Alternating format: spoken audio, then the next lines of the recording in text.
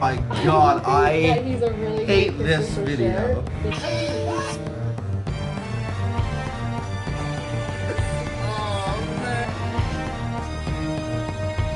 Donovan Dowden Productions. Alright, well, welcome back to the channel. This video is just gonna be my reaction, my review of the new Joker movie, which came out this past weekend. Which is, was it the 4th? The 4th. I think that's right. Sounds about right to me, so we're gonna go with that. Around October 4th, 2019, if you're watching this in the future. So, yeah, I don't even know where to start with this. So, all of the conspiracy things about, like maybe there's gonna be a shooting possibly, or it should be taken off, this movie isn't right for theaters. I feel like that's a little exaggerated. I thought the movie was fine. It was very dark, but it's sort of expected for a DC movie. I mean, it's not as dark. Well, no, it's darker than the Dark Knight trilogy. But this is my opinion, and this video is gonna have spoilers in it, so be careful. But my opinion of the video is of the movie is they're making the Joker more of an ideology than a character. Because if you know, in the comics and even in the older movies, they never gave the Joker a name. Never a name. In this movie, they named him Arthur. Arthur is ill in the mind. He's mentally ill. And most of what happens in this movie is people in Gotham treating him a certain way because of said illness, which causes him to laugh, and he is a bit harmful to others, is I guess a way to say it. And then you find out about how he was raised and how that affected him, and I in my opinion, I feel as if that is why he is the way he is. We also have to realize that everything good that happens to him isn't real, which is really sad. I think that adds a new factor. So it's not as much that you do empathize with him, and towards the beginning you do sympathize with him as well. I hope I'm using those terms right. I do believe I am. But anyway, but as the movie goes, you start to say, well, there's not an excuse for that. There's not an excuse for that. There's not an excuse for that. And then you start to, at the beginning you see him as someone that, needs protection or help. And towards the end, you're like, he's just out of control now. Which is what the Joker is. I mean, and the way I saw it was, and another thing is the age difference between the Joker, and here's your spoiler, and Bruce. Which, if they're supposed to be enemies, then why is their age gap so great? The Joker's easily late 30s, early 40s, and Bruce is like 8 years old. So that would make sense for future context. What else?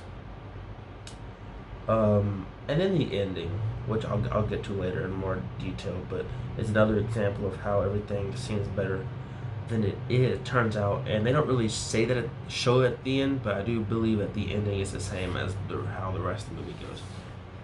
But the performances in this film were fantastic. There was a lot of awkward moments where you were just, you're just sitting there and you're like cringing. You just it was uncomfortable, even if it wasn't you. Like when you watch a video of I don't know, something like a dude asked a girl out and she's like, no, in front of like 100 people. Like that. Like it just feels wrong, and you feel bad for him, sorta, and you're like, make it stop. Which is, heavy for the movie. You get a lot of those. I guess I can go ahead and talk about my big theory about the film. Oh, before I do that, I was gonna compare this to the Gotham, since Gotham just ended, uh, which is another good show. If you saw Joker, you'd like Gotham. Sort of the same. Well, towards the end, it's sort of the same crazy, uh, high stakes, catch you off guard type of show. At the beginning, it's more like a detective show, but it funnels into something else, something more, a bigger feel. It makes like a little universe inside of itself, and I think it's a really cool show. I enjoyed it. Much like in that, what they said, they had this character named Jerome, and he was basically the Joker in their universe, but they never called him the Joker. And in an interview, they said that the reason they did this was they didn't want the Joker to be a specific character. They wanted him to be more of an ideology. So it was more of a mindset and it's like being a hyper person or being a more laid back person, and then there's a person that's like Joker, maniacal, delusional in some ways, just mentally different, not challenged. Although that was something that I did sort of notice in the movies, was he was a little challenged at the beginning, at least until he got off of his medication. But I mean, in he different, mentally different. He sees the world different than everyone else. And I think everyone sees the world different, but it's the way that they see it is special. What else? Oh, the ending. This is my big theory from the movie, is that there's two. First is, let's say, first we're gonna say that, how he was having his meetings. If you saw the movie, he had meetings, just checkups, just see how he's doing, how his medication's holding up, those type of things. Let's say that from the beginning all the way up to the end, he was still in the Arkham Asylum. Because at the beginning it says, you got released from Arkham Asylum recently. And he says yes, and they say, I can't really remember. It's been a couple days.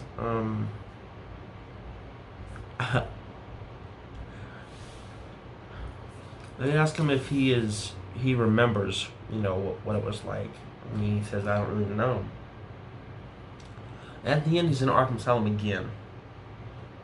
Now, in a way, you could say that it was all a delusion, that he never really even left Arkham, and all that was in his head.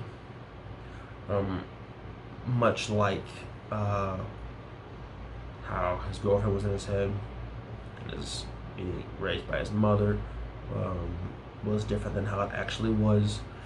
And that leads into my next second point, which is a little more minute in scale. So let's say he did get out and all that was happening, and as the movie shows, he doesn't have the girlfriend. His mother abused him she did, and her boyfriend did, and that's most likely what caused his illness.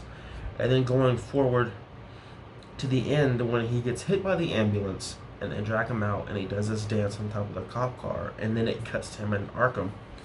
My theory is, once again, that good thing never happened to him, about him getting hit by the ambulance and them dragging him out, and they're celebrating his heroism.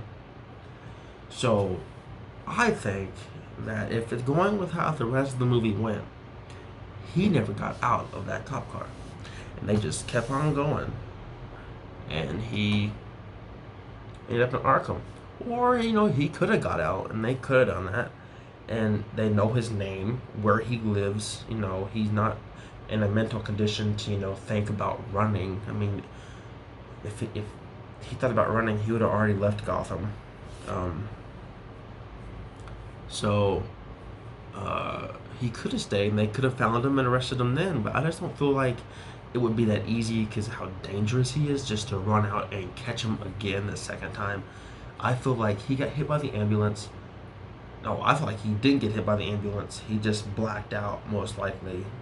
Um, they probably did give him some kind of sedative since he is mentally unstable, which would be a smart thing to do, even if the resources are low. For someone who just killed someone on probably national television, it would be smart to, you know, put them, sedate them until you can put them in a secure location, a secure cell, anything where they can't cause harm to others or themselves. So I feel like he never got hit by the ambulance. He blacked out, or the sedative worked on him, and he ended up going to Arkham, and that was the end. And then he killed the lady in there, danced around, and probably got put right back in his cell because it's most likely a high security facility, and he's not really equipped to do that yet. So that's just my hot take on and my review of the Joker movie. It was good. I rated it 8 out of 10 just because some points seemed like they dragged on too much. Like the part where he gets in the refrigerator, he's in there for way too long with the camera looking on. I just didn't get it. Didn't get it. It should have been, yeah, he got in the refrigerator.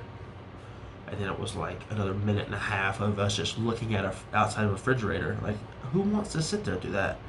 You know, the story was really good, but just little things like that bring it down a little bit. And there actually was some funny parts which I enjoyed, so I'm gonna bring that to a 8 out of 10. A 10 is really hard for me. I'm trying to be realistic with it. It's not the best movie I ever saw. I mean, critics are giving it a 66, so I'd say an 8 is pretty good considering.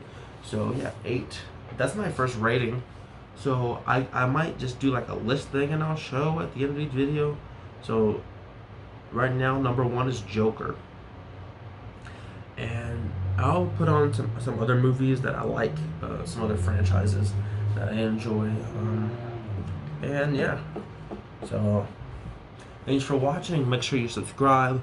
I'm doing the Fallout 4 playthroughs. Right now, I'm gonna start 6 probably here soon. You know, I got a class. The rest of the afternoon free. Mostly, I have to study a little bit, exam in a couple days, but other than that, yeah, I'm free. I'm probably gonna do 1 or 2 more playthroughs since I'm doing them pretty short, and I might do some reactions tomorrow with a couple playthroughs or something like that. Tomorrow my Mothra gets here, so that's pretty cool, and yeah, so Fallout 4 playthrough number 6 is coming up. And probably 7, some reactions, the Mothra showcase. I should probably do a Rodan showcase. All those guys back there mostly are new since the last time I recorded, which is the new room showcase actually. So like hardly any of that was there really. I mean, like 1 or 2 of those guys. So yeah, a whole bunch of cool stuff, and pretty much I just want to say thank you for watching. Put in the comments what you thought of the Joker movie and your rating of 1 out of 10. And yeah, woo.